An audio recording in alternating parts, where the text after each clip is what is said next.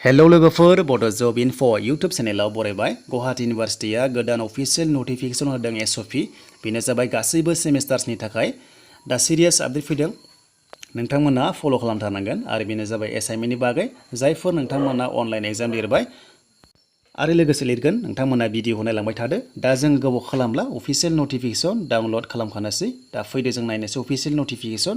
दा नोंथांमोना चेनेलाव गोदानै फैदोंब्ला साबस्क्राइब खालामना लाबानो जाबाय। दा नैबे जाबाय लोगोफोर गुवाहाटी इउनिभार्सिटिनिफ्राय फैनाय अफिसियेल नटिफिकेशन SOP गोदानै फैदों। दा बे 10 आगस्टआव होदोंमोन आरो पाब्लिश खालामदों दिनैसो 11 आगस्टआव। दा नायना लादो जायफोर नोंथांमोना पेन्डिं जाना दङ एसाइनमेन्ट एबा लिरगोन। दा बेनो जाबाय सेमिस्टार। थ' नोंथांमोना नायदो नै TDC बेयाव माखासे गोबां टाइपनि क्लासेस दङ आरो दा BA दङ, LLB दङ आरो BA LLB दङ, बेनिफ्राय BCom दङ, दा LLB BCom बो दङ। दा बेयाव माखासे सेमिस्टार क्लास होनाय दङ नोंथांमोना बेखौ नायना ला जायफोरा एसाइनमेन्ट दङ। दा बेखौ मोजाङै फल' खालामथारनांगोन अब्लासो जोङो एसाइनमेन्टखौ साबमिट खालामनो हागोन बा जोङो लिरनो हागोन।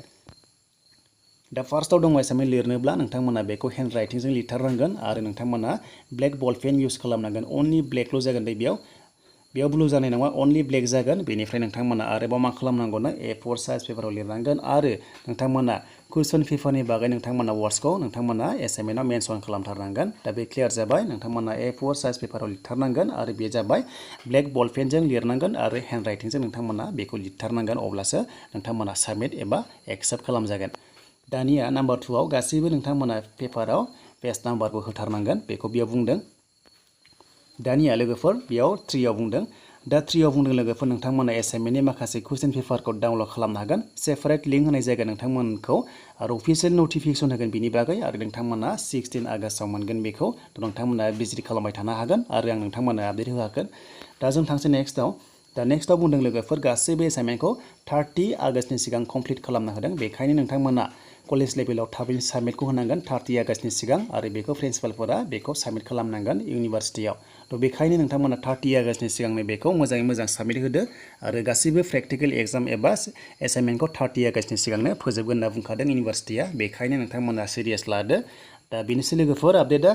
दा आसा खालामो नोंथांमोना बुजिबाय जानांगौ। आरो नाम्बार 5 बुंदों। दा नाम्बार 5 आव होनदों लोगोफोर नोंथांमोना जेब्ला एसाइनमेन्ट लिरगोन अब्ला नोंथांमोना रल नाम्बार एग्जामनि रल नाम्बार बेनिफ्राय पेपार नाम आरो पेपार क'डखौ नोंथांमोना लिरथारनांगोन। बेनो जाबाय फ्रन्ट साइडआव नोंथांमोना लिरनांगोन। थ' बेखायनो नोंथांमोना बेखौ लिरबानो जाबाय फ्रन्ट साइडआव लिरथारनांगोन।